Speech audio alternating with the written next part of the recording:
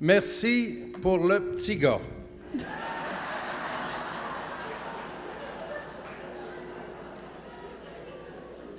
Et je vais vous raconter de quoi avant qu'on commence, mais allez pas répéter ça, hein?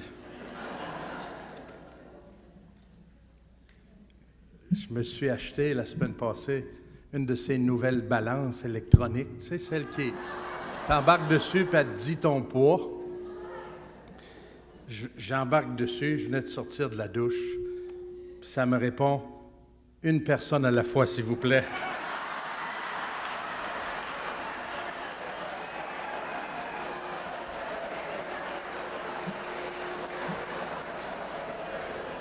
Bonjour les amis de la rencontre, quelle joie d'être avec vous, de partager cette journée.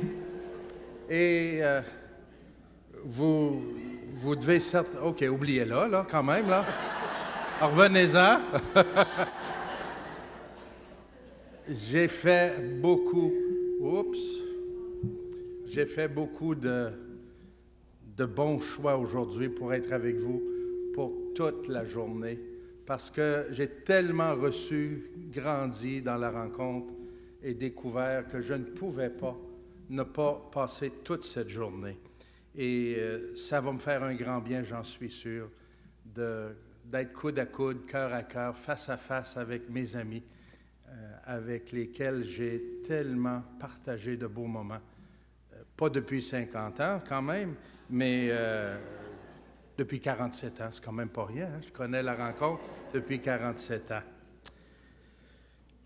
J'ai une demi-heure à vous parler ce matin. J'ai envie de vous faire le coup qu'on faisait aux gens quand ils venaient le vendredi soir, puis on dit « On va passer pour ramasser vos montres. » Hein? Vous rappelez-vous de ça? Vous n'aurez pas besoin de montre, faites-nous confiance en fin de semaine. La rencontre. J'ai intitulé ce que je veux vous partager en 2 phrases. La rencontre, point de départ. La rencontre, point d'arrivée.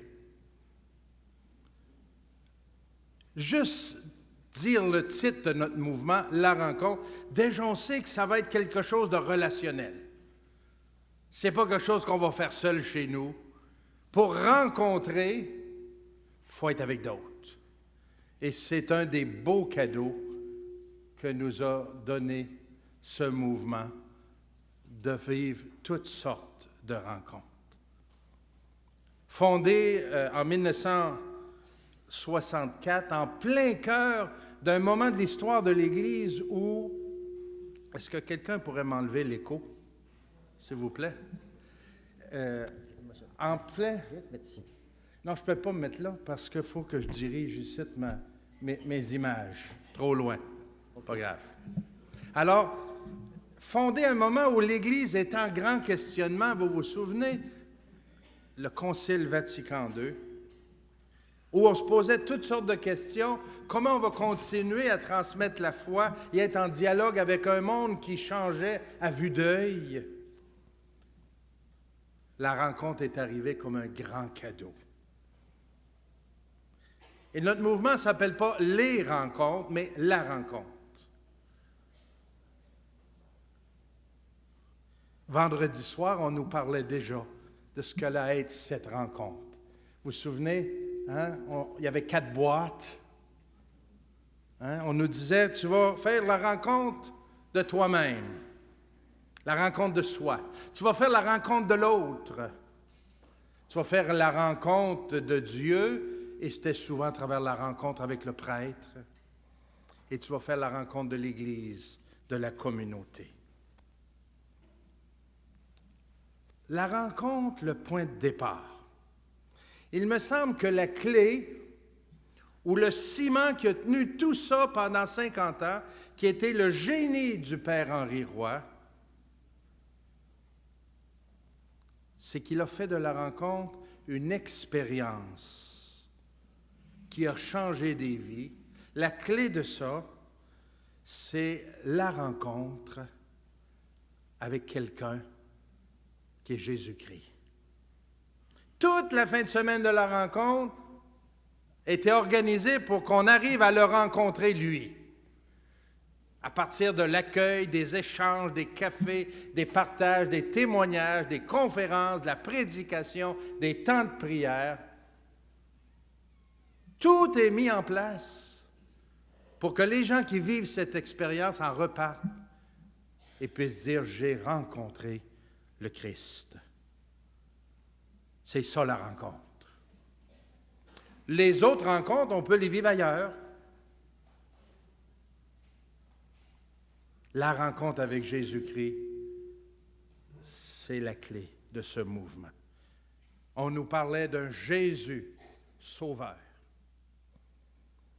On nous invitait à découvrir un nouveau visage de Dieu que la plupart des candidats, lorsqu'ils venaient et qui arrivaient, n'avaient jamais rencontré. Pourtant, c'était des gens qui avaient fait, comme on dit, qui avaient fait tout le sacrement, qui connaissaient le catéchisme, qui connaissaient l'Évangile.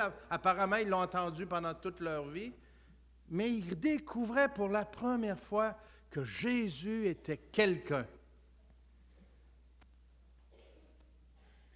Beaucoup de gens connaissaient mal Jésus ou Dieu.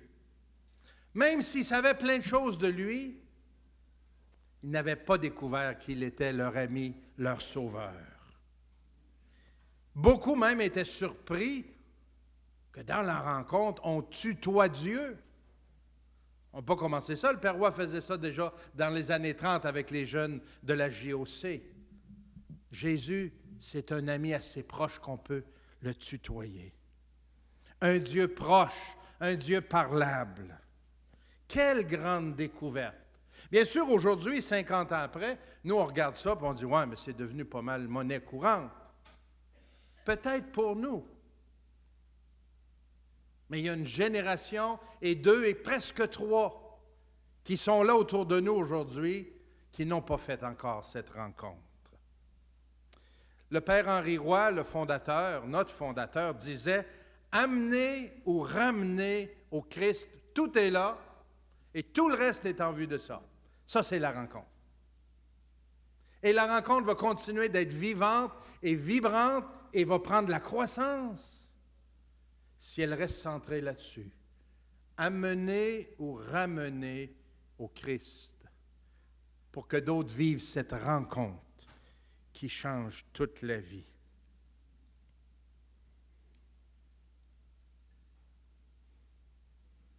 C'était l'urgence de l'heure, vous savez, en 1964 et les années qui ont suivi. Pas surprenant qu'autant de gens ont été rejoints, touchés par la rencontre, parce qu'ils découvraient pour la première fois la personne de Jésus.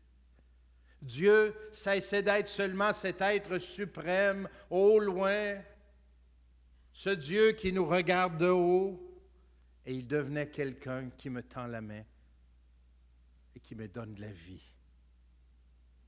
Et la rencontre a donné des générations d'hommes et de femmes qui ont évangélisé, qui ont été des témoins extraordinaires. Regardez autour de vous, ceux et celles qui sont encore là, et combien d'autres. Certains ont continué dans la rencontre, beaucoup se sont engagés dans d'autres organismes, d'autres mouvements, au plan social, avec les plus pauvres. Ils ont porté des fruits parce qu'ils ont vécu la rencontre avec Jésus-Christ. 50 ans plus tard, voici ce que nous dit notre Église. Est-ce qu'elle a encore besoin de la rencontre? Écoutez ce que dit le pape François. J'invite chaque chrétien, en quelque lieu et situation où il se trouve, à renouveler aujourd'hui même sa rencontre personnelle avec Jésus-Christ, ou au moins à prendre la décision de se laisser rencontrer par lui, de le chercher chaque jour sans cesse.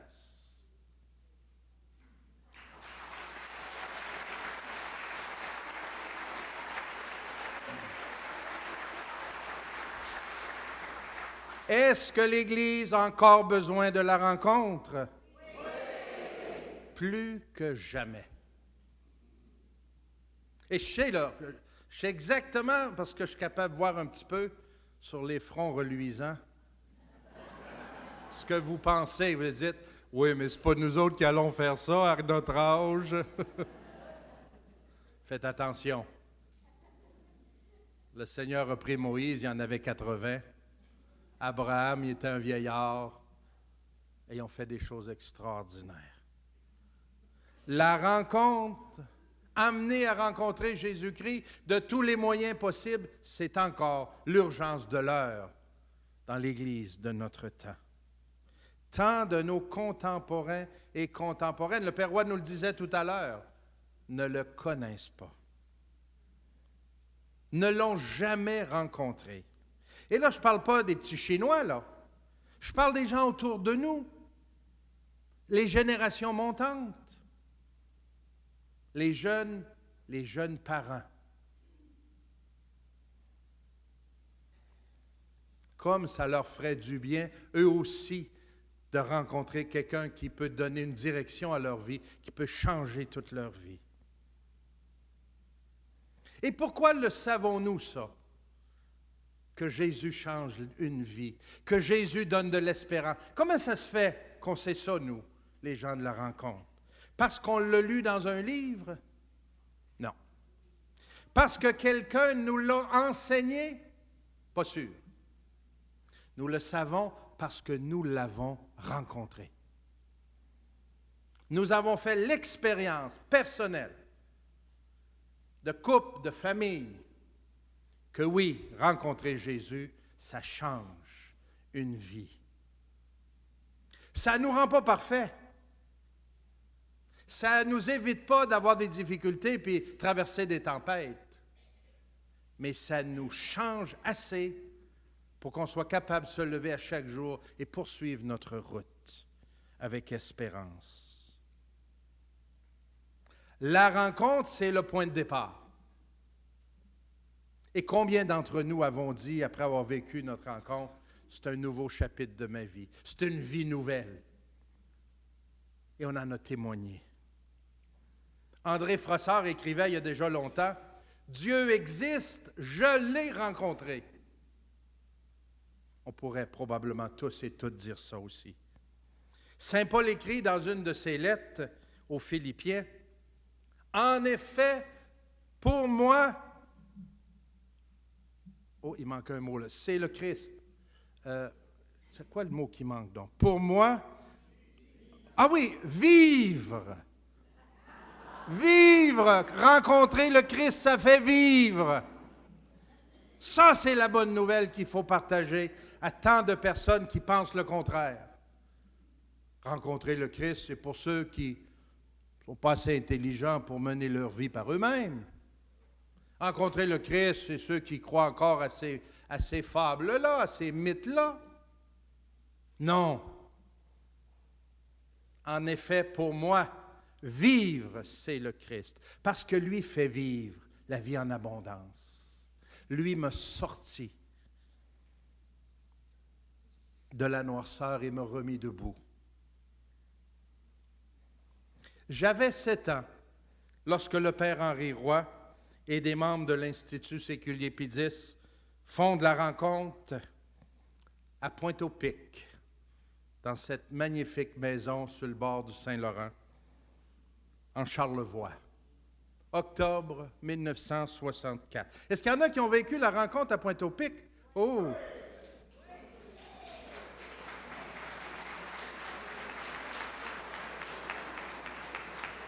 Je trouve ça beau, sont encore capables de lever la main pour le dire. Et imaginez-vous à partir de cette petite maison, ça s'est multiplié. 3 ans plus tard, c'était déjà rendu aux États-Unis. J'avais immigré avec ma famille. J'avais 10 ans lorsque mes parents ont vécu la rencontre. C'était au mois d'août 1967, la deuxième rencontre qui se donnait au Sarto Center, près de Manchester. Dans le petit carré, ce sont mes parents. Lors d'une de leurs rencontres, on appelait ça à l'époque des après-rencontres, ou des rencontres d'équipe.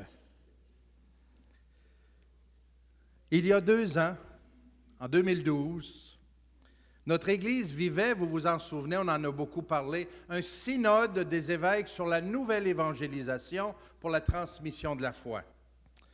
Et j'ai eu le bonheur d'être un des évêques choisis du Canada pour aller à ce grand rassemblement international. Devant le pape Benoît XVI, à l'époque, 400 évêques et cardinaux du monde entier, devant de nombreux laïcs et autres personnes engagées dans l'évangélisation et la transmission de la foi, on m'a donné 5 minutes pour parler. Bien, à 400, il faut que chacun ait son tour, hein? On avait juste 3 semaines après tout. Permettez-moi de vous partager un extrait du témoignage que je leur ai livré.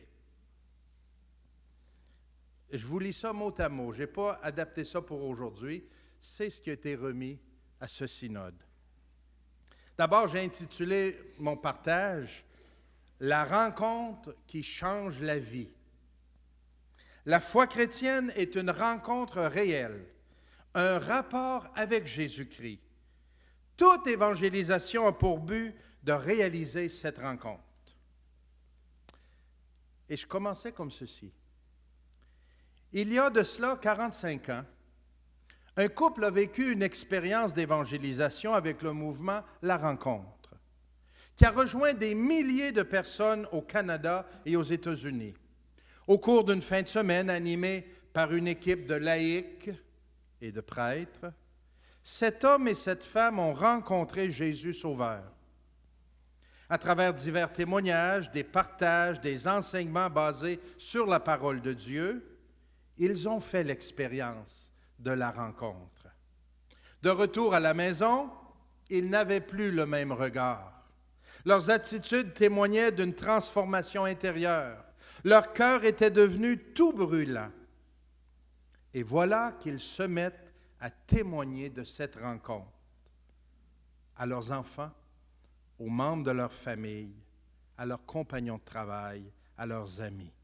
La rencontre avec Jésus a changé leur vie et ils sont devenus des évangélisateurs.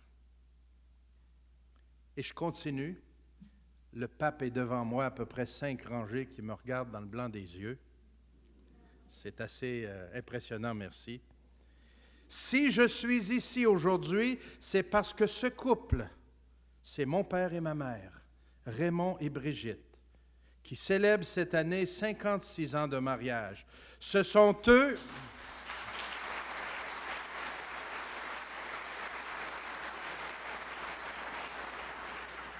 Ce sont eux qui m'ont donné de vivre la rencontre avec Jésus. La transmission de la foi, c'est recevoir l'amour en héritage. On peut bien parler de méthodes, de techniques, de principes théologiques de la nouvelle évangélisation, et quoi encore? Mais tant qu'il n'y a pas une rencontre personnelle avec Jésus-Christ, ce ne sont que des mots. J'en passe un petit bout. Et j'ai terminé avec ceci. Les conditions pour qu'advienne cette rencontre entre les hommes et les femmes et Jésus-Christ ne sont pas compliquées. D'abord et avant tout, il s'agit d'avoir été évangélisé pour évangéliser. Impossible de dire aux autres les merveilles de l'amour si nous n'en avons pas d'abord fait l'expérience. Deuxièmement, il nous faut l'audace des premiers témoins. D'humbles pêcheurs de Galilée, des fabricants de tentes de Rome, des commerçants de pourpre, des gens ordinaires ont raconté l'extraordinaire irruption de Dieu dans leur vie. Les Pierre et Jean, les Priscille et Aquila, les Lydia d'aujourd'hui sont aussi appelés à avoir cette même audace et ce même courage pour annoncer que Jésus est vivant. Le témoignage courageux des pasteurs et des fidèles laïcs proclame cette bonne nouvelle.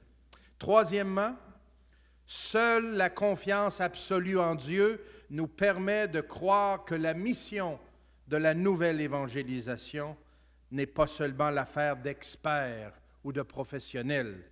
Elle est la mission de toute l'Église. Nous disons que l'Église a une mission, nous pourrions aussi affirmer que la mission a une Église. Il est temps d'aller avec audace à la rencontre de nos frères et sœurs pour témoigner de la beauté, de la liberté, de la joie profonde que donne Jésus-Christ.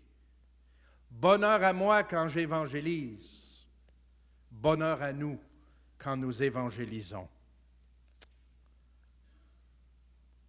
Et il y eut un grand silence. Ça fait 2 ans de cela, et chaque fois que je rencontre des confrères évêques, chaque fois que je rencontre des gens qui étaient là à ce grand rassemblement, ils me parlent de ce témoignage. J'étais le seul des 400 à faire un témoignage. Les autres disaient des plus belles choses comme moi. On peut dire beaucoup de belles choses. Mais ils m'ont dit, toi, te parler de la rencontre avec Jésus, c'est ça l'évangélisation. Mes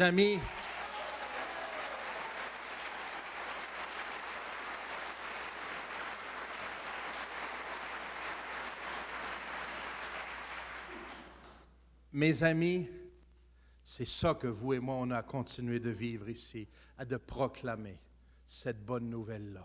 Une personne à la fois, pour l'amener à Jésus, pour que lui fasse le reste. Dieu nous prend là où nous sommes. Nos témoignages nous disent, on dit toujours ça. Moi, il est venu me chercher alors que j'étais dans ça, dans ceci, je vivais telle étape de ma vie. Il nous tend la main, puis il nous amène plus loin. Il y a une phrase que j'ai lue à un moment donné, que je répète souvent, vous m'avez peut-être déjà entendu la dire, je la trouve tellement intéressante. Elle va comme ceci, elle est en 2 parties. La première partie, nous la connaissons très bien. Dieu t'aime tel que tu es. Qui va être contre ça? Dieu t'aime tel que tu es. Mais la deuxième partie est encore plus intéressante. Dieu t'aime tel que tu es et il refuse de te laisser comme ça.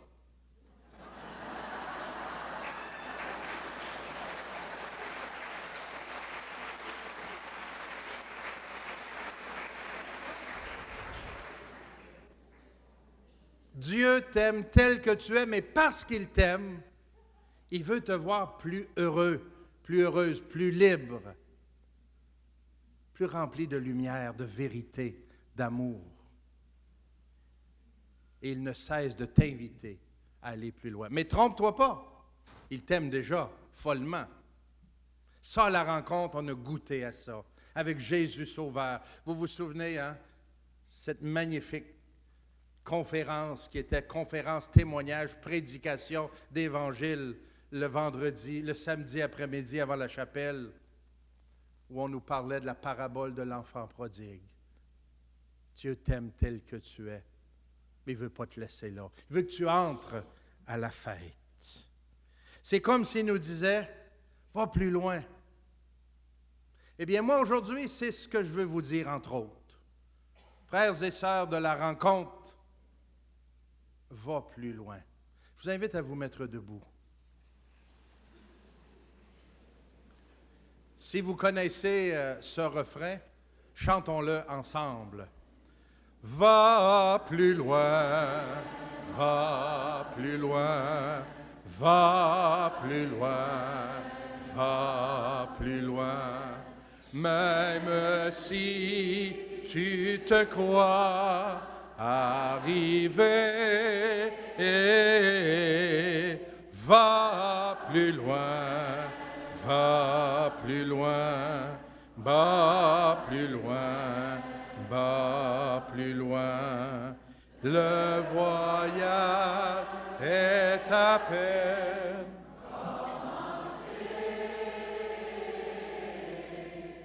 et la route est encore longue vers la fraternité et l'horizon de l'amitié.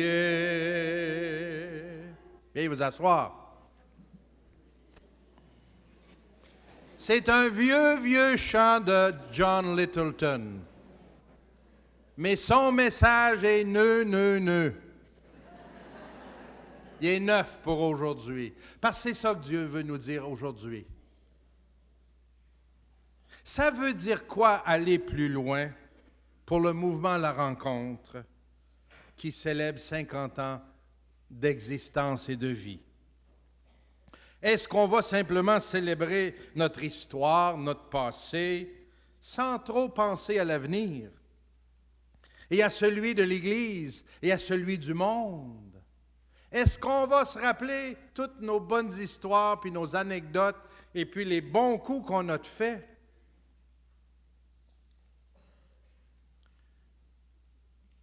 De 1964 à 2014, on en a vécu des affaires. Il y en a eu des fins de semaine de rencontres, des après-rencontres, des congrès régionaux, des soirées de ressourcement, des congrès nationaux. Maintenant, quoi? Ce que l'Église a le plus de besoin actuellement, il me semble. Et là, je ne veux pas juste vous parler comme Gérald, le petit gars de la rencontre, même si je le demeure jusqu'à la fin de mes jours, avec fierté d'ailleurs. Je veux vous parler en tant qu'un des pasteurs de cette Église, d'un qui partage avec le Saint-Père cette responsabilité, ce leadership pour accompagner l'Église en marche afin qu'on trouve les moyens de répondre à la grande mission d'annoncer l'Évangile. Ce que l'Église a le plus de besoin aujourd'hui, c'est ceci: des disciples missionnaires.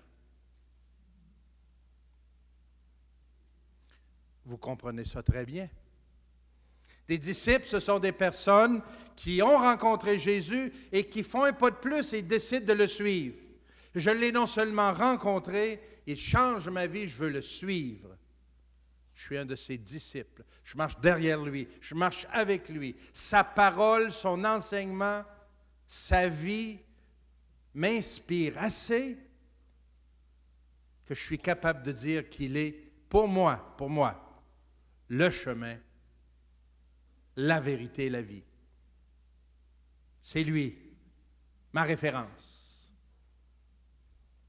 Ça, c'est un vrai disciple de Jésus-Christ.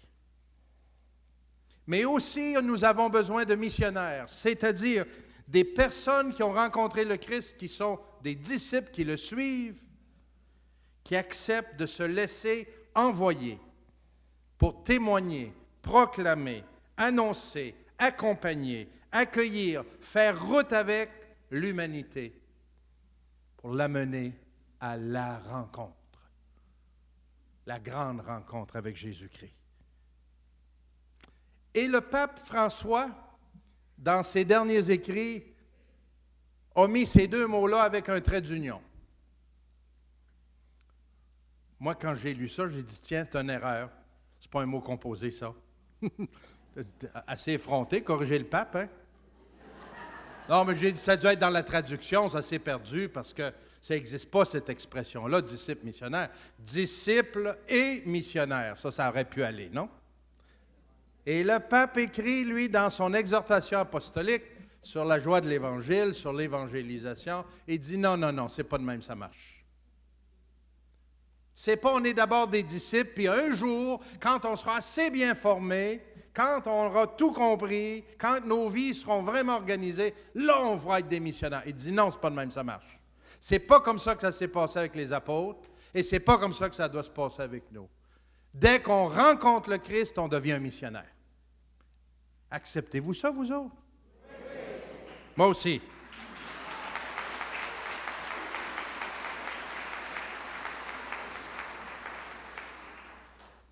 C'est comme ça que ça fonctionnait au temps de Jésus. Et il n'y a pas de raison que ça soit différent aujourd'hui. Disciples missionnaires. On commence à regarder ça ici, en Amérique du Nord. En Amérique du Sud, ça fait déjà plusieurs années qu'ils travaillent ça, et ça donne des fruits extraordinaires. Parce que ça redit ce que nous, on croit, les gens de la rencontre, que tu n'as pas besoin d'être un spécialiste de la Bible, puis de théologie, puis de psychologie, puis d'animation de groupe pour annoncer Jésus, pour amener les gens à la rencontre de Jésus. Tu as besoin d'être un disciple. Des gens ordinaires. Ça, c'est nous autres.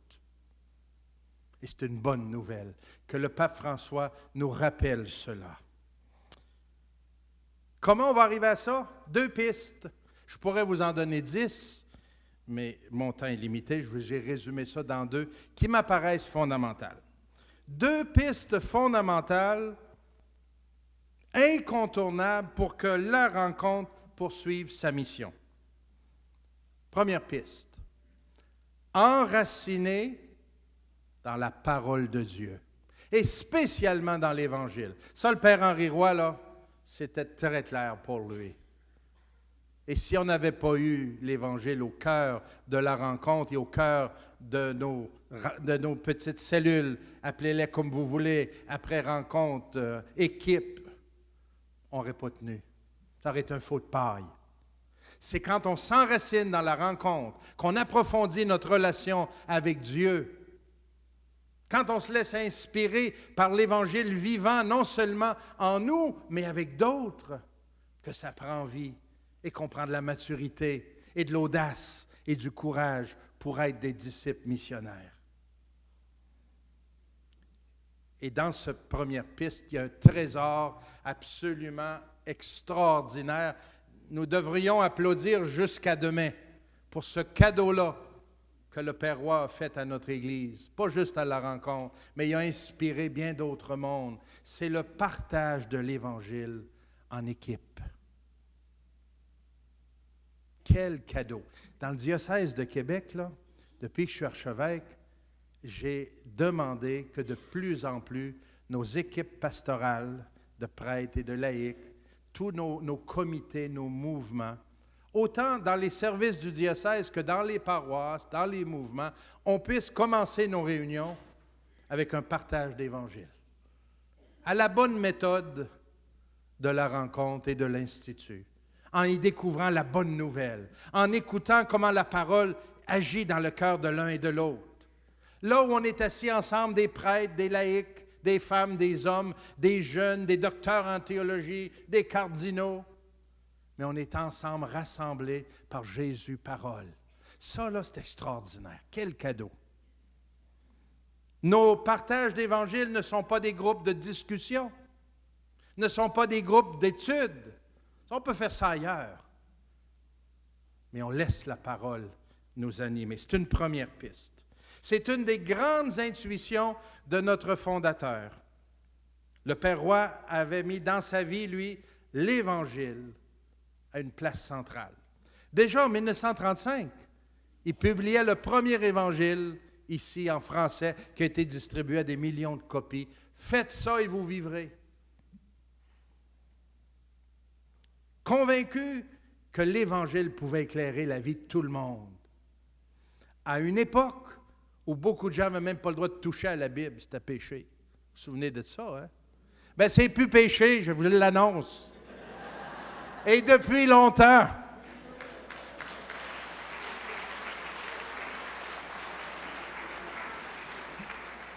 Et regardez ces 2 images des jeunes de 1935-1939, avant la rencontre. Regardez-les, regardez ce qu'ils ont dans les mains. Chacun son évangile. Des jeunes adolescents, des jeunes adultes, des gars et des filles, rassemblés pour partager, pour puiser dans ce trésor de la vie en abondance. J'écoutais mon père au déjeuner ce matin à l'archevêché. Il logeait chez moi et on jasait avec d'autres et on leur a dit qu'on venait ici au congrès, à la rencontre, et lui il dit, bien moi ça fait 47 ans que toutes les semaines je continue de partager l'Évangile avec d'autres. 47 ans avec ma mère qui font ça. Puis c'est encore bon. Puis ça goûte encore bon. C'est beau, hein?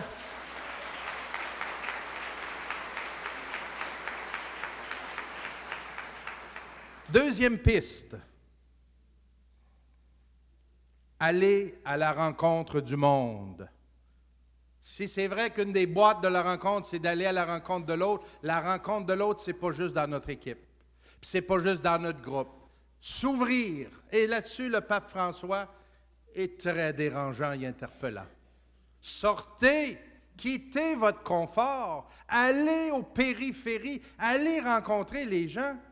On n'est pas là pour nous-mêmes. Au lieu de vous regarder, puis de regarder ce qui ne va pas dans l'Église, allez partager la bonne nouvelle. Il dit sur tous les tons à tous ceux et celles qui veulent l'entendre. Allez. Amis de la rencontre, notre avenir en dépend. L'avenir de l'Église en dépend. S'il fallait qu'on fasse de la gourmandise spirituelle et qu'on garde pour nous ce trésor, ça serait péché. Le Père Roy, lui, puis j'aime beaucoup cette photo de lui, elle m'a toujours inspiré. Elle a été posée quelques mois avant son décès, en 1965, à Montréal, sur les quais, puis dans le port de Montréal, à la recherche de la brebis perdue. Il est retourné là où il allait, comme jeune prêtre au Blas, pour aller rencontrer des gens en dehors des églises. On parle de 1931, 32, 33, là. Déjà, lui, il avait ça au cœur. Il fallait sortir. Il ne fallait pas juste attendre à l'église, au confessionnal ou dans nos groupes organisés. Allons là où sont les gens. Vous, les laïcs, vous êtes capables de faire ça encore mieux que nous autres. Qu'est-ce que vous attendez? La grande conversion pastorale que l'Église a à vivre en ce moment, elle est tellement exigeante et difficile, c'est celle-là, de sortir, d'arrêter de nous préoccuper si on va avoir assez d'argent, d'arrêter de nous préoccuper par le petit nombre qu'on est rendu, où on compte les bancs plus que les personnes dans nos églises. Sortons, allons à la rencontre des gens. C'est ça, la grande piste de l'Église d'aujourd'hui. Pour qu'on devienne des communautés de disciples missionnaires et pas seulement des points de service où on va cogner quand on a besoin d'un sacrement ou d'un service, mais des communautés qui vivent l'Évangile, qui célèbrent leur foi par la parole, l'Eucharistie, le pardon, mais qui sortent continuellement pour aller à la rencontre de leurs frères et sœurs. La rencontre, c'est le point de départ.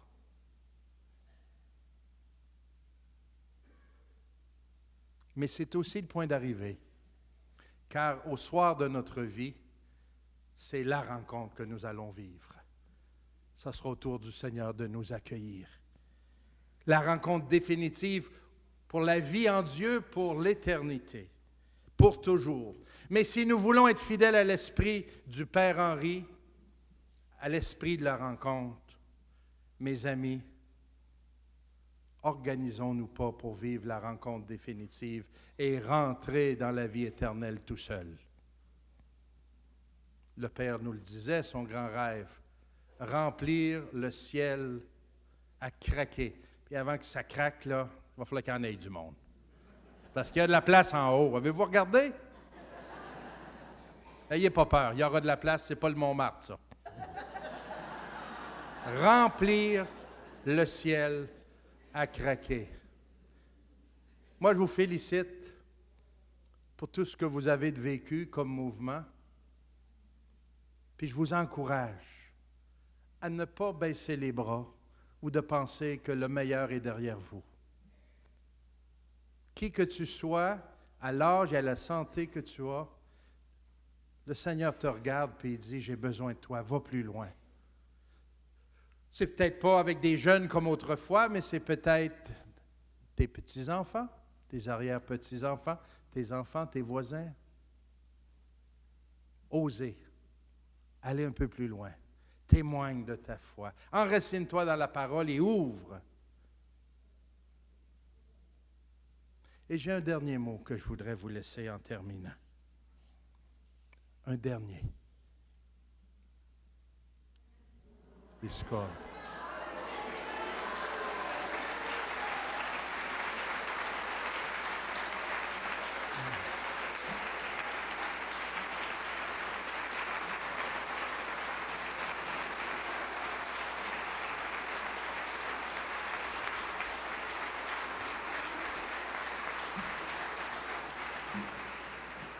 Vous savez, on a expliqué tout à l'heure le sens du biscum. Hein?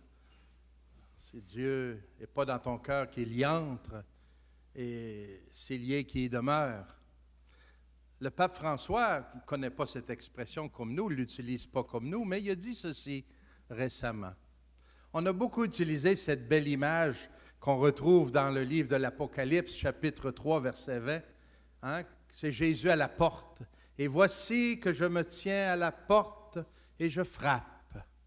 Si quelqu'un ouvre, j'entrerai chez lui et je prendrai la scène avec lui. Vous vous souvenez de ça? Hey, on a beaucoup parlé de ça souvent dans la rencontre. C'est ouvre la porte de ton cœur, laisse Jésus entrer. Et c'est le point de départ. Et le pape dit, c'est curieux, j'ai l'impression que c'est Jésus qui frappe maintenant puis qui veut sortir. Il veut aller en rencontrer d'autres. Il veut que tu ailles l'aider à en évangéliser d'autres. Mes amis de la rencontre, laissez-le sortir, puis sortez avec lui, annoncez la bonne nouvelle. Biscum!